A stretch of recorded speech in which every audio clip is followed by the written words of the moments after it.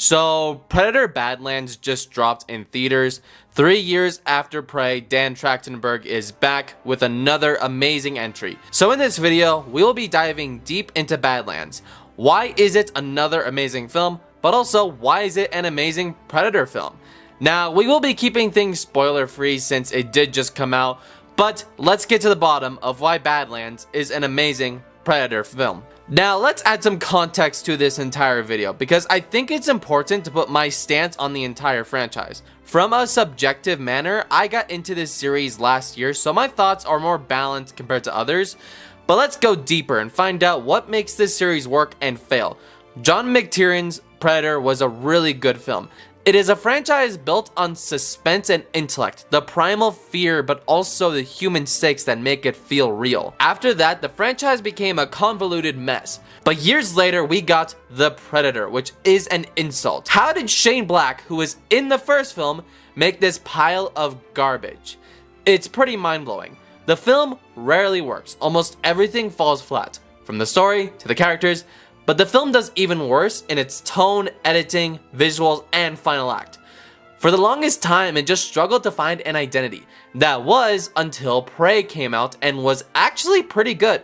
It had an amazing lead and a complex narrative, but more importantly, it brought the franchise back to where it needed to be. It packed that action, mystery, tension, and horror into one package. Even this year's Killer of Killers. Like Alien vs. Predator, I just watched this recently, and my god, this is one of the biggest surprises of the year for me. Both Prey and Killer of Killers have something in common. It shows how well Trachtenberg understands this world. Someone who has a clear understanding of what makes Predator work. He gets this franchise built off of survival and sci-fi horror. Ever since then, the franchise has had a bit of a comeback story. Trachtenberg was able to revitalize the brand, and as we're about to see with Badlands, he is just doing it even more favors. So to understand where Badlands succeeds the most, let's talk about the Predator. The last few films had the Predator always as the villain, but this film is the exact opposite. Now we follow the Predator as a good guy, one who's unlike any Yata we have seen before. In this film, we follow Dek, who's trying to be like his clan, so he goes to a planet called Jenna so he can hunt down the biggest beast known as the Calist.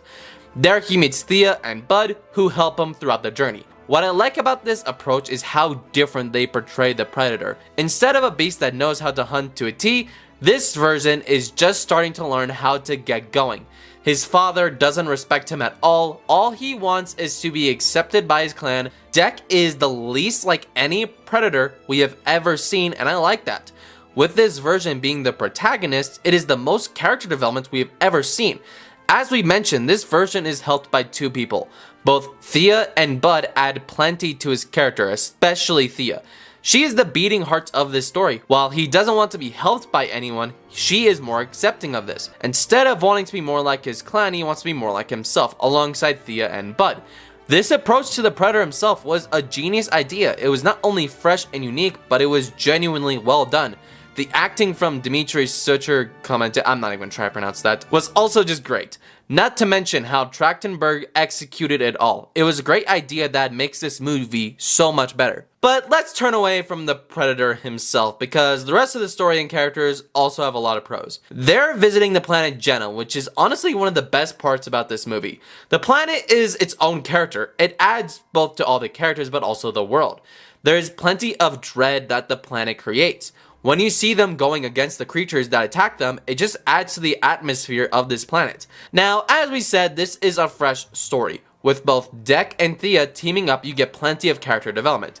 Dek in particular thinks he just wants to be this hardened Predator warrior, while Thea thinks he can be more than that. And you see along the journey, both of them grow because of each other. Dan Trachtenberg actually said he wanted to do a fresh story. He felt like if you do the same thing over and over again, it will cause more problems.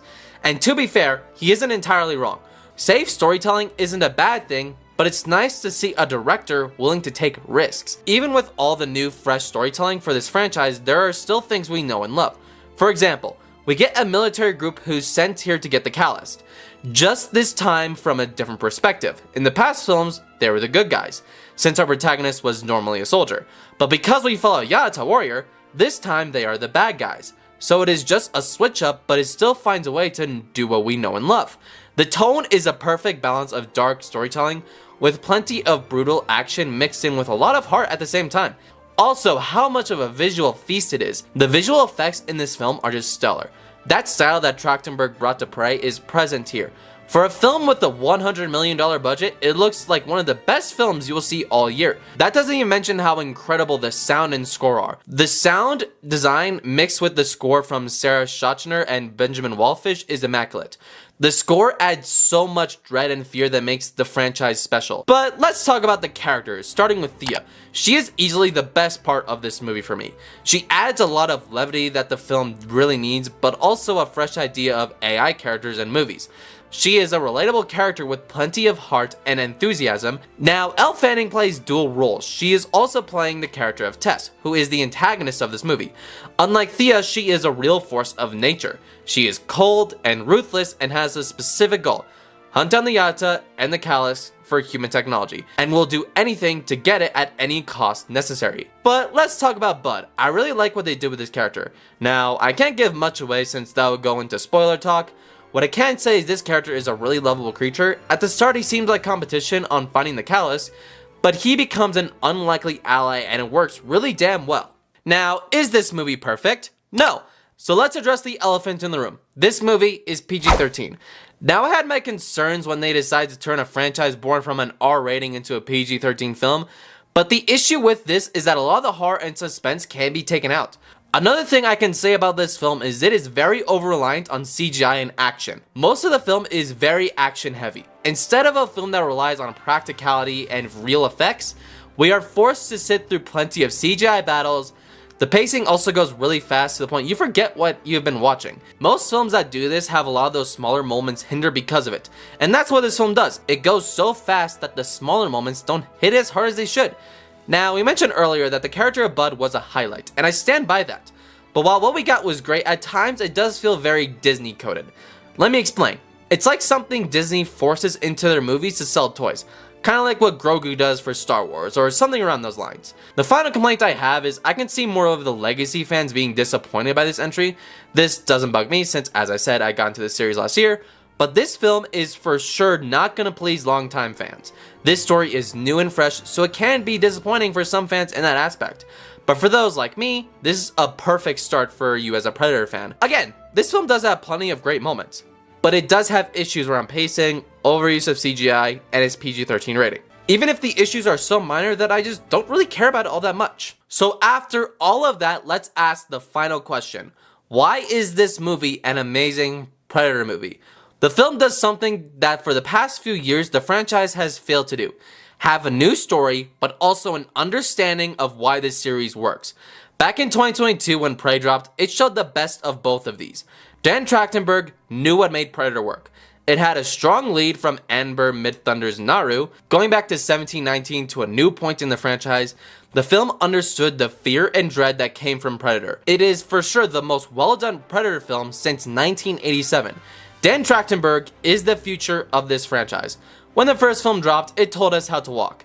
Then the next few films made it go downhill into something that it wasn't meant to be.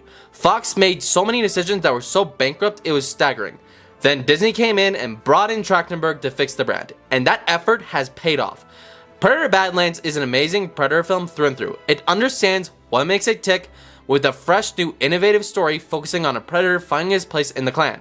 While making new friendships along the way, it shows us that you don't need to do the same old thing to make a great Predator movie. You just need the right direction and execution in order to make it work. I don't care what happens, but Dan Trachtenberg needs to be involved in every Predator movie or project going forward, even if he isn't directing.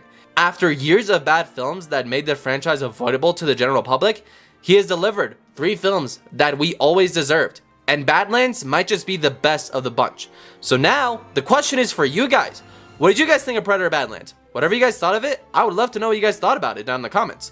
Without giving much away since it just came out, what are your general impressions on the movie? Make sure to hit that like button and subscribe to the channel so you don't miss future videos. Until next time, take care.